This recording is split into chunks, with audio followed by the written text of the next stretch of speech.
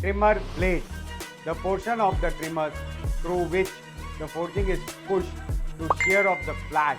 The shearing edge may be in more than one plane in order to fit the parting line of the foot.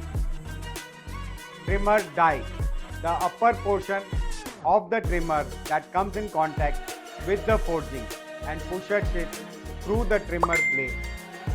The lower end of the trimmer punch is generally shaped to fit the surface of the forging against which it pushes, also termed as trimmer punch.